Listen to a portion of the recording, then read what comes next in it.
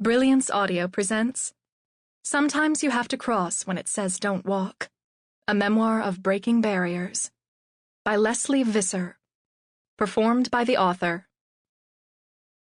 How lucky was I to be born in Boston? Boston was interested in three things: the Red Sox, politics, and AM radio, and my family weighed in on all three. We thought the book of Genesis began with Abner Doubleday. In the late 1950s, it was either WMEX or WBZ. People either listened to Arnie Woo-Woo Ginsberg, the leader of the Night Train show, on WMEX, or Bruce Bradley on WBZ. I was a Ginsberg guy. He was imaginative, sometimes pretending to be a train whistle or a clown, or playing Does Your Chewing Gum Lose Its Flavor on the bedpost overnight. He first played Louie Louie as a joke.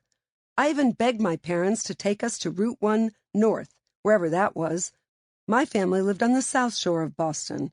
Because some restaurants sold Ginsburgers, I should actually say I begged my mother, since my father was rarely around. Max Visser, my father, was born in Amsterdam under the Nazi occupation. My father's father was a doctor, and he went off to Swiss boarding schools and the opera before the Germans came. Even though his family wasn't Jewish, they were all starving for more than 5 years. Everyone hid a Jewish neighbor. Everyone was afraid of the SS. My dad went to Montessori school with Anne Frank. Jews and WASPs all took the same class. When my dad and I would skate on a frozen pond, he would embarrass me by putting one arm low behind his back and a muffler around his neck. He knew nothing of my three passions: football, basketball, and baseball. My mother Mary was the opposite. She was born in western Massachusetts to a poor, funny Irish family. She often told me that if she and Max had dated today, they would have ditched each other in 2 months. Back then, you got married. She was the first in her family to go to college, and she became an English teacher so popular that at her funeral, more than 30 years of students from her classes came to honor her.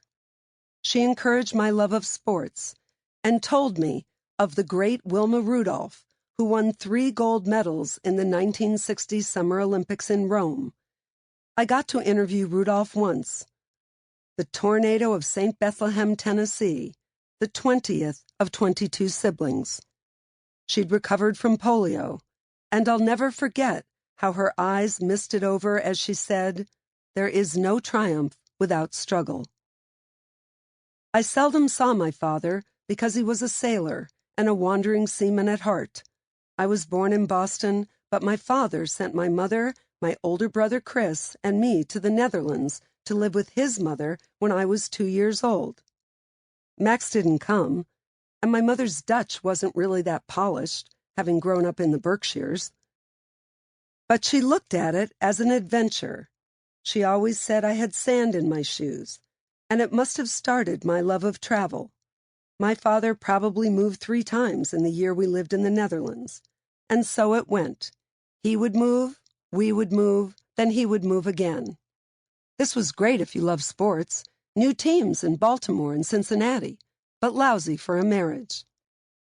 They finally got divorced on our 11th move, but before then, the early years in Boston were wonderful.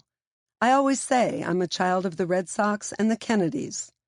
By the time JFK, a millionaire's son from Harvard, emerged politically, we were deep into the mythology.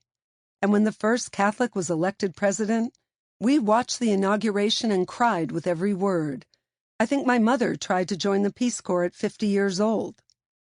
We learned about the Kennedy-Fitzgerald dynasty early on, how Boston always had upper-crust mayors like John Phillips, Samuel Eliot, or 2-time Mayor Josiah Quincy, before Irishmen like Collins and Honey Fitz took over. I was born in the Quincy's namesake city on September 11, 1953. Quincy was an early colonial settlement, founded in 1625, and was the birthplace of 2 U.S. presidents, John Adams and his son John Quincy Adams. All I cared about was that it was a 10-cent bus ride from Fenway.